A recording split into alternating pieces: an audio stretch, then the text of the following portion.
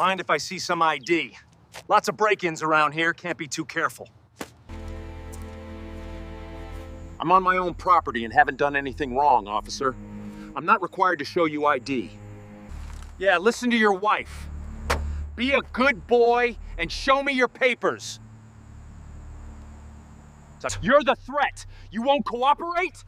This is my warrant. That was illegal search and seizure. You just attacked me and destroyed my property in front of my family. Cops smashed the car window of a black man. Then he knelt down and begged for forgiveness. A foolish police officer used his stick to break the car window of a black family who just moved in. The officer thought he was teaching a lesson to someone doing something wrong. He didn't know that in a few minutes he would be on his knees asking to be forgiven. Where are you watching this tonight? Sit back, like the video, and watch this story all the way to its surprising ending. The air in Oak Creek Estates felt clean and neat, filled with the smell of freshly cut grass and the quiet sound of faraway lawn mowers. It was the smell of having lots of money, feeling safe, and living a life protected from the hard problems of the world beyond its tall iron gates. For Anthony Carter, that smell was supposed to mean a new beginning. At 52 years old, after a lifetime of work that had taken him from tough street-level investigations to the clean hallways of power in Washington, D.C., this huge brick house was his reward. It was a place where his daughter Maya could ride her bike without being scared, where his wife Sarah could take care of her rose bushes in peace. It was a place to finally relax. He grunted, lifting a heavy box labeled Maya's Memories from the back of his shiny black Lincoln Navigator. Inside were photo albums, childhood drawings, and the little plaster handprints they'd made in kindergarten. The weight felt familiar and comforting. These were the building blocks of their life, far more important than the house itself. As he turned toward the open three-car garage, the afternoon sun reflected off something he could see from the corner of his eye. A white and blue Fairfax County police car slowing down right in front of his new home. Anthony paused, the box still in his arms. He'd seen the car go by a few minutes earlier. He hadn't thought much about it then. A new family moving in was sure to get a little attention. But this was different. The police car didn't just slow down, it stopped. The engine sat there running, making a low, hunting sound that seemed to rip apart the neighborhood's carefully created calmness. The driver's side window rolled down smoothly, showing a man in his late 30s with very short hair, a thick neck, and pale blue eyes that seemed to always be narrowed with distrust. Officer Mark Doyle had been driving around Oak Creek for 6 years. He thought of it as his neighborhood. He knew the people who lived there, the cars they drove, and the times the gardeners came. He was the guard, the protector of its perfect order. And this black man in a sweatsuit unloading a fancy SUV in front of the old Henderson place, did not fit. It was a mistake in the system, a detail that felt wrong. And Doyle's entire career was built on finding things that felt wrong. Afternoon, Doyle called out, his voice a little too loud, a little too bossy for a simple hello. Anthony placed the box carefully on the driveway and stood up straight. He gave a slight, polite nod. Officer Doyle turned off the engine. The sudden silence made the confrontation feel more personal, more tense.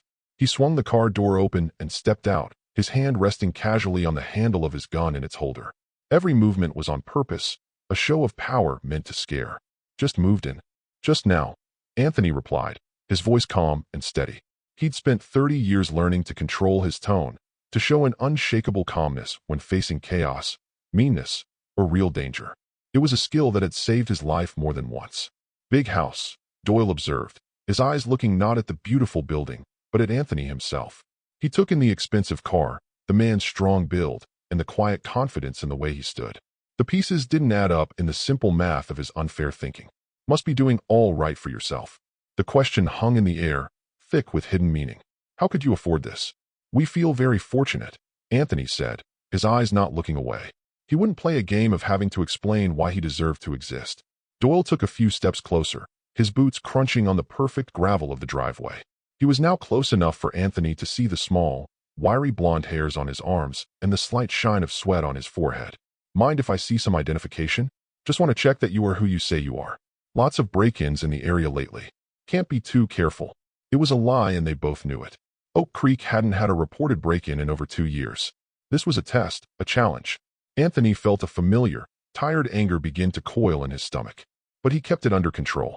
He was a father, a husband, standing on his own property. He was not someone suspected of doing something wrong. I'm not required to show you identification, officer.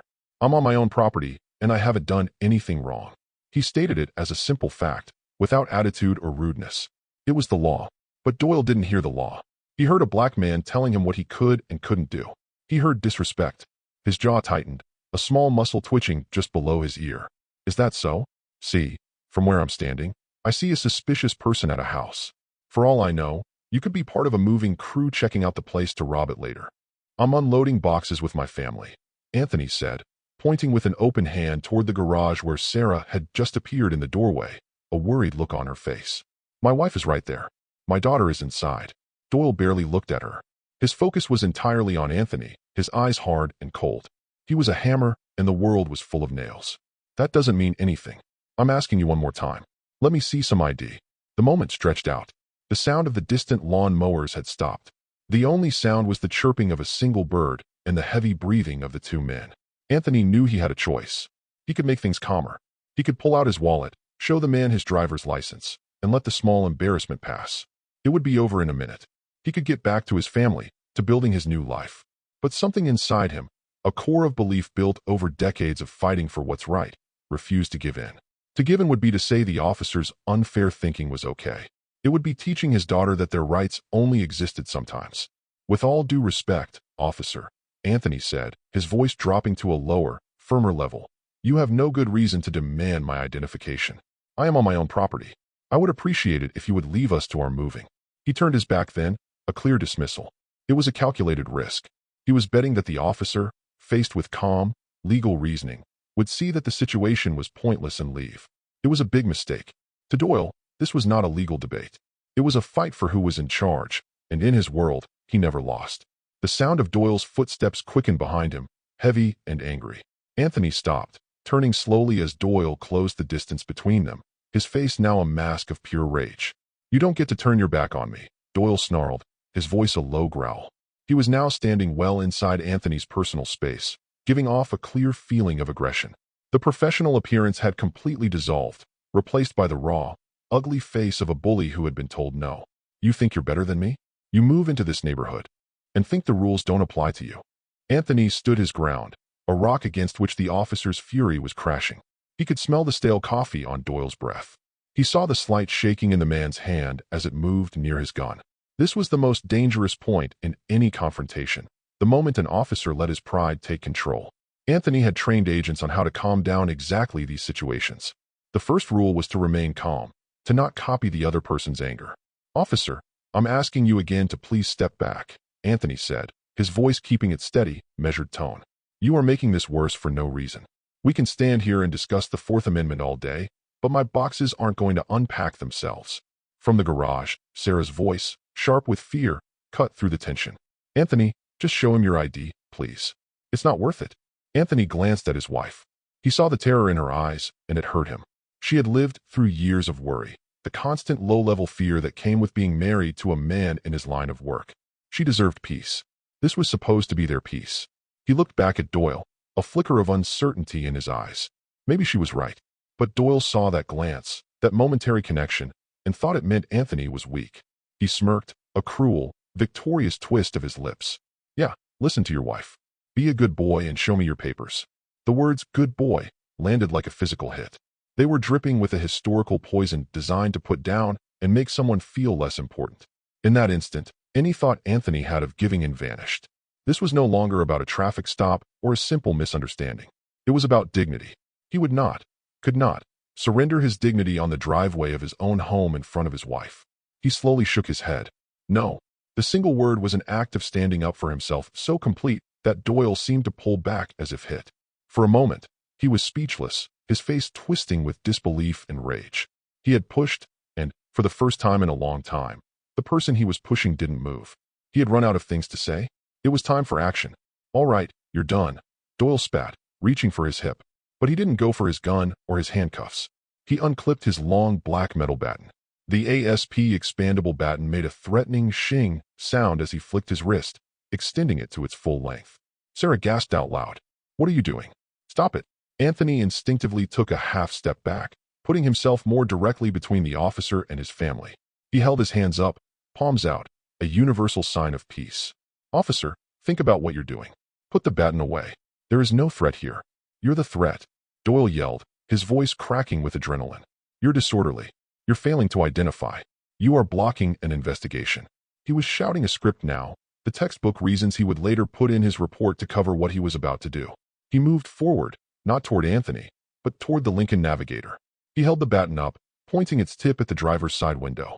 "I'm going to get your ID one way or another. Maybe it's in the car." "That's a legal search and seizure," Anthony stated, his voice now laced with an icy calm that hid the frantic pounding of his heart. "You don't have a warrant." "This is my warrant," Doyle screamed, and with a guttural roar of pure frustration, he swung the metal baton. The sound was explosive, a sharp, sickening crack that echoed across the quiet street. The strong glass didn't break into pieces. It spiderwebbed into a million tiny broken fractures, a pattern of destruction. A few pieces flew inward, landing on the leather driver's seat. For a heartbeat, there was absolute silence. The bird stopped chirping. The world seemed to hold its breath. Anthony stared at the shattered window, at the starburst of broken glass that had in an instant destroyed the feeling of safety he had worked his entire life to build. He looked at the face of Officer Doyle, now red with a kind of crazy victory, his chest heaving. And then he looked toward the garage and saw his 14-year-old daughter, Maya, standing beside her mother, her hand covering her mouth, her eyes wide with a terror that would be stuck in her memory forever. The box on the driveway, the one labeled Maya's Memories, seemed to mock him. He had just brought the ugliest parts of the world he fought against into her new safe home. The anger he had kept so tightly controlled finally broke free, not as a roar, but as a cold, diamond-hard determination. This would not stand. The sharp crack of the shattering window was like a starting gun. Curtains moved in the houses across the street. A door opened. An elderly man watering his petunias paused, his hose falling limp in his hand. Within a minute, the carefully created privacy of Oak Creek Estates had disappeared. 2, then 3, then half a dozen neighbors drifted out onto their perfect lawns, their faces a mixture of curiosity and alarm. And of course, the phones came out. Small rectangular screens held up high, their lenses silently recording, turning a private confrontation into a public show. Officer Doyle seemed to swell under their gaze. The audience didn't make him nervous. It made him bolder. He was no longer just a cop dealing with someone refusing to cooperate. He was the star of a drama, performing the role of the tough, no-nonsense lawman for the neighborhood. He puffed out his chest and pointed the tip of his baton, now glistening with tiny specks of glass, at Anthony. "Now you see," he shouted, his voice projecting for the benefit of the new audience. "This is what happens when you don't cooperate with law enforcement. I gave you a lawful order, and you refused." Anthony ignored the cameras. His entire focus was on his family. Maya was crying silently, her shoulders shaking. Sarah had her arm wrapped tightly around her, her own face pale with a mixture of fear and fury. He had to end this. Not for his pride, not for the law, but for them. To remove them from this theater of cruelty as quickly as possible. "This is over," Anthony said, his voice low and dangerous. "You've attacked me and destroyed my property. You are done." Doyle laughed, a harsh barking sound. "I'm done? I'm the one with the badge and the gun, pal. You're the one going to jail." He put away his baton and unclipped his handcuffs from his belt.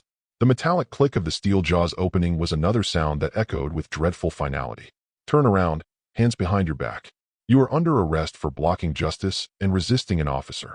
"You can't be serious," Anthony said, his disbelief momentarily overriding his calm. "You're going to arrest me on my own property in front of my family for what?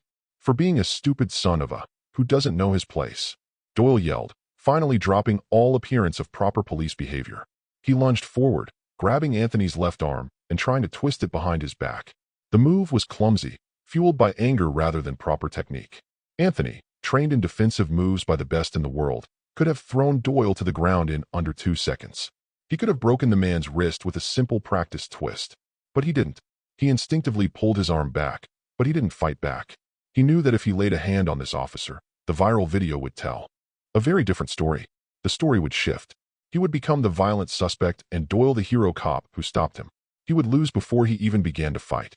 So he allowed himself to be pushed around, to be shoved back against the side of his own car. The rough texture of the shattered window grazed his back. "Stop struggling," Doyle grunted, his face red with effort. He was stronger than Anthony, but Anthony's footing was solid, his core like iron. He was resisting, but only passively, refusing to give Doyle the satisfaction of easily cuffing him. "I'm not struggling," Anthony said through clenched teeth. "I'm standing still." The scene was now completely unreal. The quiet suburban street had become a stage. The neighbors were the silent audience. The phones were the unblinking eyes of a worldwide jury. Sarah, seeing the handcuffs, finally broke free from her frozen state. "Get your hands off my husband," she screamed, taking a step forward. "He's done nothing wrong. You're the criminal here." Doyle turned his head, his eyes wild. "You stay back, or you're next," he threatened before turning his attention back to Anthony. He was losing control, a frantic, desperate energy driving him. He had to get the cuffs on. He had to win. He put his full weight into it, trying to force Anthony's hands together. It was in that moment, with the cold steel of the handcuff touching his wrist and the hateful, sweating face of Officer Doyle inches from his own, that Anthony Carter made his final decision. The time for calming things down was over. The time for quiet legal reasoning was over. The officer had smashed his window, terrified his family, and was now trying to physically attack and unlawfully arrest him. He had crossed every line. He had left Anthony no other choice. With a calmness that was almost terrifying in its suddenness, Anthony stopped resisting. He let his body go slack for a fraction of a second, tricking Doyle into thinking he was winning. Then, with a smooth movement, he shifted his weight and turned, not to fight, but to face the officer directly. "That's enough," he said. The two words were not a plea.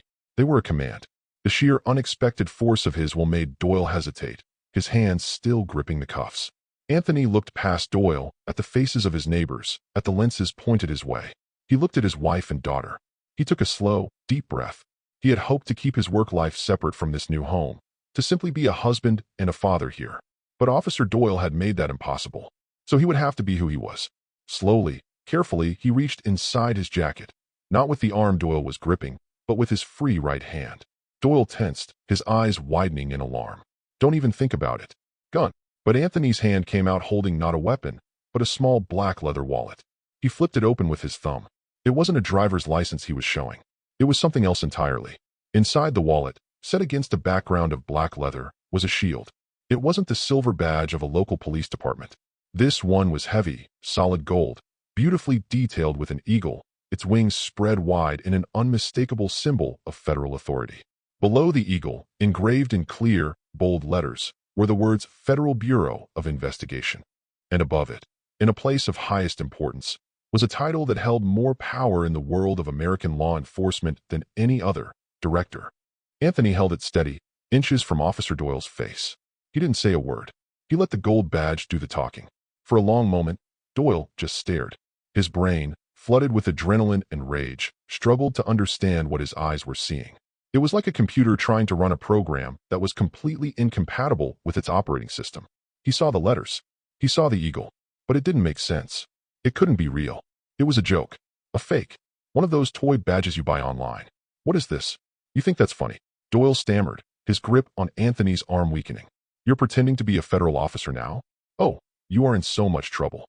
Anthony's eyes were like chips of stone. "Read the name on the ID next to it, officer." Doyle's eyes shifted to the credential on the other side of the wallet. He saw the official photo, a man in a crisp suit, serious and calm. It was undeniably the man standing in front of him. And below the photo, the name and title were printed in clear official type.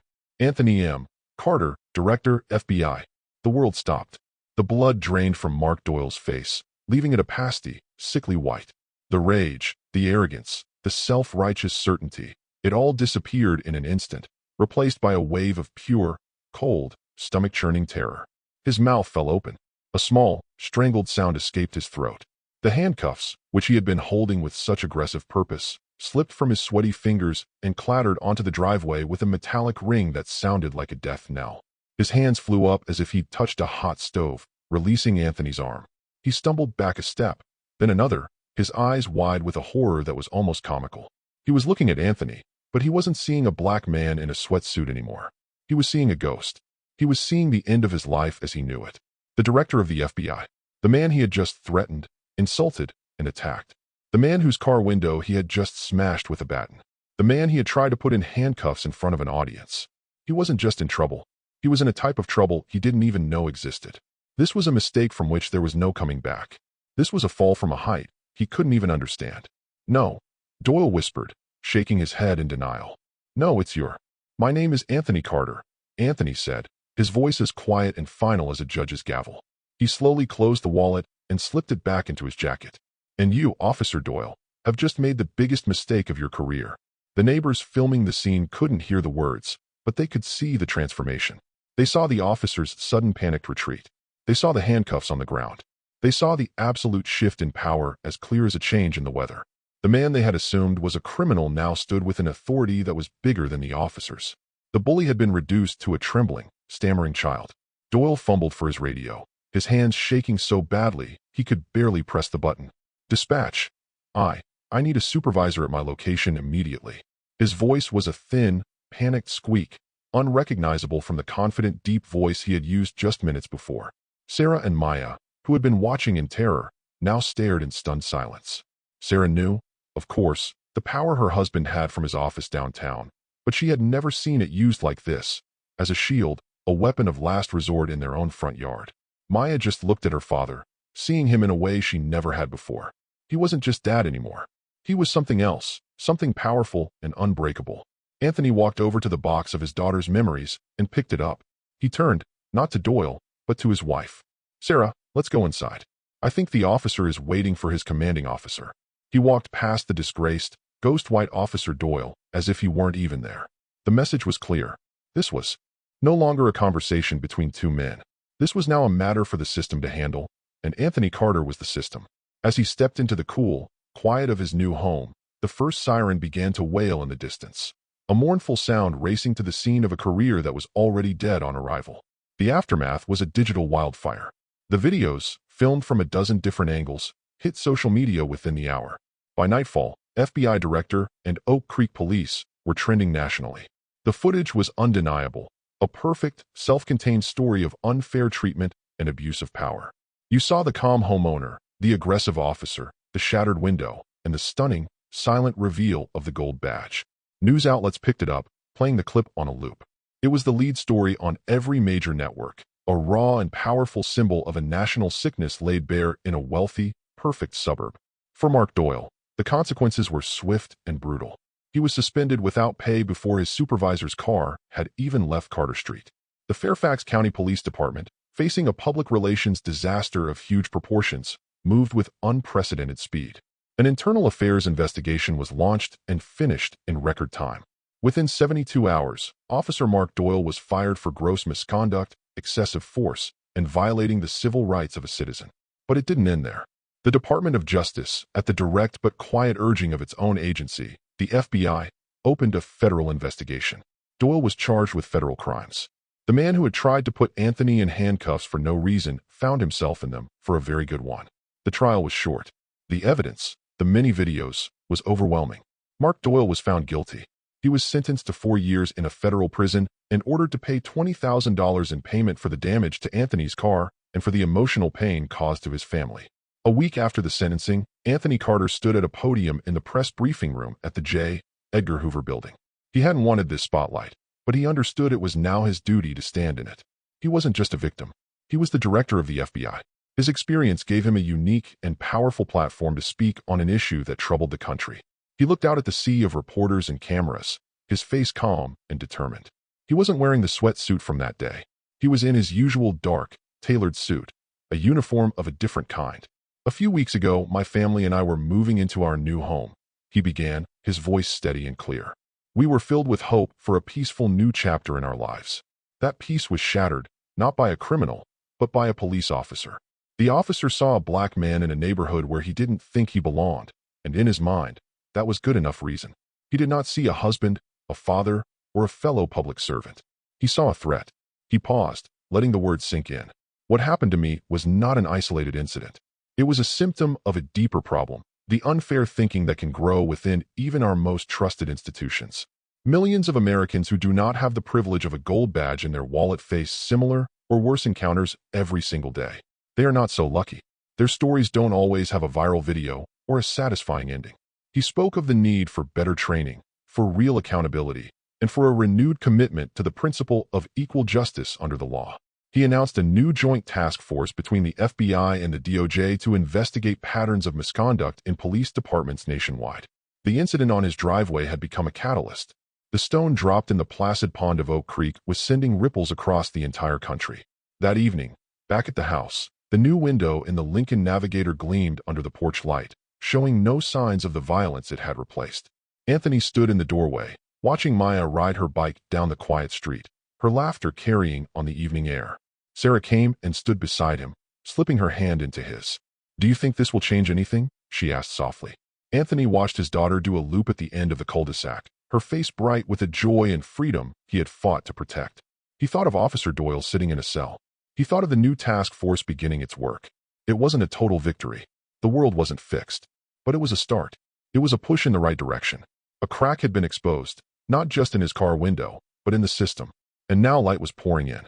"I have to believe it will," he said, squeezing her hand. "I have to. The arc of the moral universe is long, but as they say, it bends toward justice." For Mark Doyle, that bend was a sharp, brutal snap, a public and personal reckoning for unfair thinking he had allowed to control his actions. For Anthony Carter, the incident was a painful, unwanted reminder that no amount of success or status can fully protect you from the color of your skin. Yet in its aftermath, he found a renewed purpose. He transformed a moment of personal violation into a national call for change, using the power he had earned not for revenge, but for responsibility. The shattered glass on his driveway became a lens through which the country was forced to see itself more clearly. Justice in this case was more than a prison sentence. It was the start of a difficult, necessary conversation, amplified by a voice that could no longer be ignored. The Carter family found their peace in Oak Creek. But it was a different kind of peace now, one shaped by experience but strengthened by the determination to ensure that what happened on their driveway would happen to fewer families in the future. What do you think is the most effective way to combat unfair thinking in law enforcement? Was Officer Doyle's sentence fair, or should it have been different? Let us know in the comments below.